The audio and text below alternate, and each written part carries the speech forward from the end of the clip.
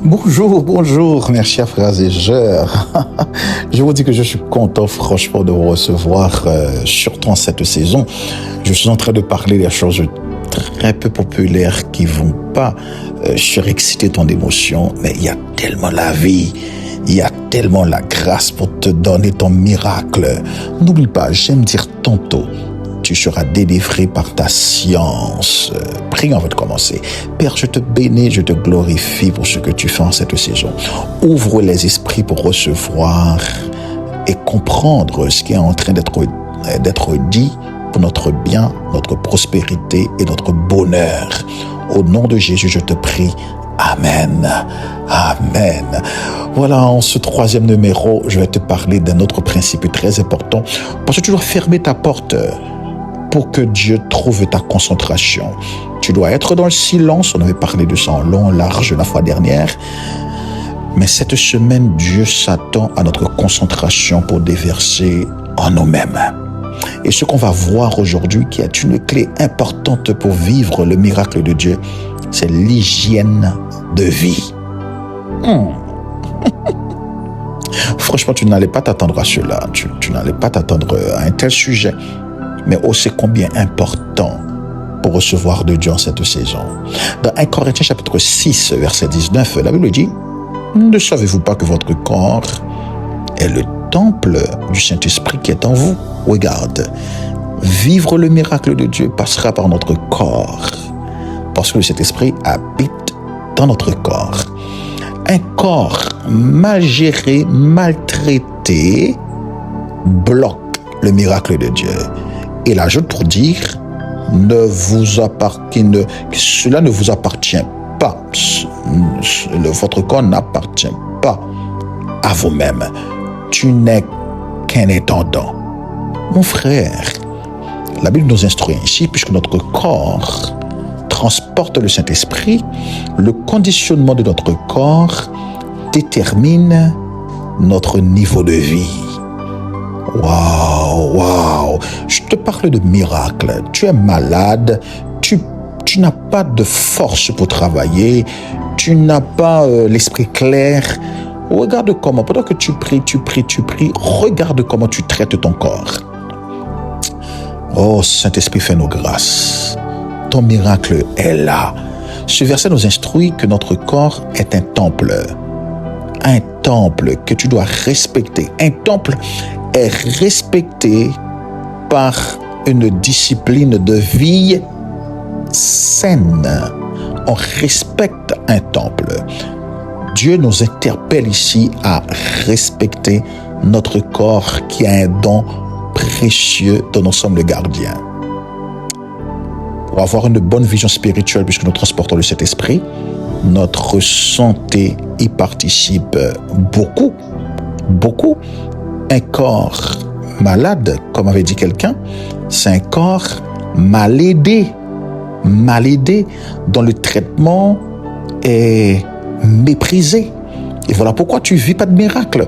Pendant que tu pries, mais tu ne comprends pas la science. La science de Dieu, être spirituel, regardez, être spirituel n'est pas le simple fait de prier pour la maladie. Pour prier, regarde, la maladie a été résolue à la croix. Ce que nous devons vivre, c'est la santé. La maladie n'est pas un problème. L'enjeu, c'est la santé. Pour vivre la santé, puisque la Bible dit, Christ a pris à la croix toute notre maladie. Ce que nous vivons dans notre corps peut lier à la manière dont nous traitons notre corps. Ce dont tu as besoin réellement, c'est une vie de santé. Et note, le Saint-Esprit ne peut pas agir réellement à une certaine dimension si tu es malade dans ton corps. Quand tu lis l'Ancien Testament, regardez, Dieu se contente à dire « Oh, c'est la loi, c'est la loi, c'est la loi ». Je te dirais, la loi de Dieu est immuable. Immuable. Ça ne change pas. Ce qui a changé, c'est les applications. Les applications. La loi du repos n'a pas changé. Ce qui a changé, c'est les applications. C'est tout ce qu'on faisait pour entrer dans le repos. C'est ça qui a changé. Mais si tu te reposes pas, tu en paieras les conséquences. C'est les applications. Paul a dit, il n'est plus une question de jour maintenant, d'un jour fixe maintenant. Maintenant, il faut un jour de repos. Si toi et moi respectons pas ça, on va payer les conséquences et on se privera du miracle de Dieu. Alléluia, bien qu'on l'aime bien, on se privera de ce miracle. La loi de l'adoration, ça ne change pas, mais les pratiques changent, les applications changent. Donc, dans l'ancien temps, Dieu avait donné tout un ensemble de principes que Dieu est spirituel, Dieu est esprit. Mais pourquoi était-il obligé de donner tous ces principes? C'est parce que c'est la spiritualité. Dans la manière de traiter notre corps, c'est une dimension spirituelle. Dans Lévitique 15, 13, c'est un passage où Dieu parle de se laver le corps, que ses vêtements doivent être propres après une impureté, après une maladie, pour éviter les épidémies. Dieu prêchait la propreté. Je me demande pourquoi les enfants de Dieu pensent que il suffit de prier, c'est tout. Tu n'es pas spirituel. Tu n'es pas spirituel. Ceux-là qui pensent que la prière résout tout ne comprend pas la spiritualité. La prière ne fait pas tout, mon frère. J'aime le dire. La prière est en tout. Est en tout. Il y a même des principes pour bien prier que Jésus-Christ avait énoncés dans Matthieu chapitre 6. Comprends bien les principes de Dieu, mon frère, ma chère. Propreté, être propre, bien habillé, ne pas dégager des odeurs, c'est la spiritualité. Ça attire le miracle, ça attire la manifestation de cet esprit parce que tu le transportes dans ton corps. Et dans Deutéronome 23, verset 13-14, Dieu ordonnait même de faire attention aux excréments qui dégagent de mauvaises odeurs, excréments. La spiritualité a un problème avec les mauvaises odeurs. Quand ton corps pue, ça dégage, tu repousses l'Esprit Saint. Et c'est pour cela qu'il avait dit de garder le camp propre. Regardez, un corps en santé, propre, permet une meilleure focalisation sur ses objectifs. Quand tu as une bonne focalisation sur tes objectifs, le Saint-Esprit peut agir au-delà de ton imagination, de ta réflexion pour activer le miracle. La maladie, c'est une entrave à la concentration. Une entrave à la concentration évite l'action du Saint-Esprit. Oh mon Dieu! J'espère que tu comprends ce que nous sommes en train de dire. Une bonne hygiène de vie n'est pas seulement dans ton corps, mais aussi dans ton émotion et dans ton esprit. Salomon dit dans Proverbes chapitre 17, verset 22, un cœur joyeux, c'est un bon remède. Vous voyez, là, tu parles de maladie pendant que tu traites mal ton cœur. Ça, c'est principe. Ça, c'est important de comprendre. Mais il dit, un esprit abattu dessèche les eaux. Écoute, tu peux prier aujourd'hui jusqu'à 1000 ans. Si tu n'appliques pas les principes, tu mourras même dans ta prière. Amen. La Bible dit, il y a des principes qu'il faut respecter. Un cœur joyeux.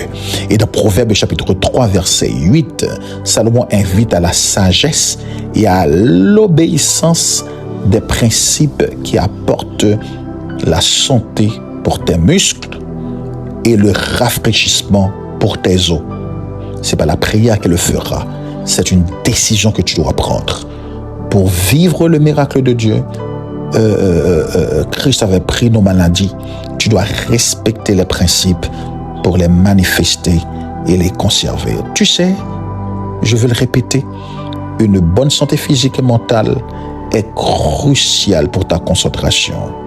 Et quand ta concentration est optimale, parce que quand tu es en bonne santé, il y a une meilleure oxygénation du cerveau et qui va te permettre de mieux réfléchir et d'avoir une énergie constante. Et ça favorisera une bonne réflexion et permettra au Saint-Esprit d'agir mieux dans ta vie. Tu as besoin d'un bon focus, mon frère, pour attirer le flot de Dieu dans ta vie. Maintenant, j'ai quelques questions à te poser.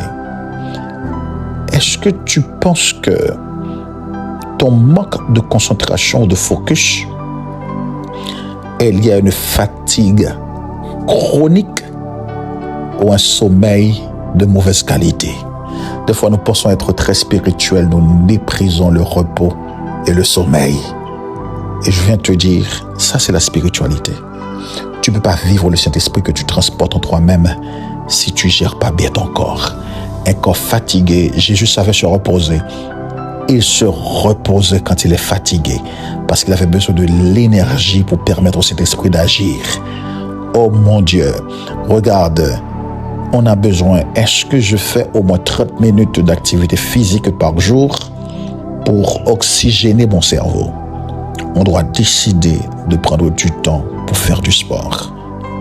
Ma question, est-ce que ce que tu manges apporte assez de nutriments pour te garder en bonne santé et soutenir tes fonctions cognitives pour bien réfléchir afin de permettre au Saint-Esprit d'agir? Ce que je suis en train de vous dire là peut paraître très peu populaire, mais c'est spirituel et qui t'aidera à vivre le miracle de Dieu. Une décision que tu dois prendre jusqu'à 2 aujourd'hui. Décide de te donner un sommeil de qualité pour mieux réguler tes émotions et améliorer ta clarté mentale. Quand tu dors mal, tu dors pas bien, tu attires le cauchemar. Au lieu de favoriser les douces révélations du Saint-Esprit, tu attires le cauchemar. Tu ouvres la place au diable pour te déranger dans ton sommeil. Tu dois écrire une décision de dormir au moins 6 heures par jour. C'est très important. C'est très important. Maintenant, deuxième décision que je t'inviterai à prendre, prends la décision de bouger au moins 30 minutes par jour, de faire du sport au moins 30 minutes par jour. Ça, c'est spirituel. Ça, c'est important parce que tu as besoin des corps en bonne santé et qui transportent le Saint-Esprit. Dis avec moi, lève la main droite. Dis avec moi, je déclare que mon cerveau et mon système nerveux fonctionnent parfaitement. Créé pour la productivité et la clarté.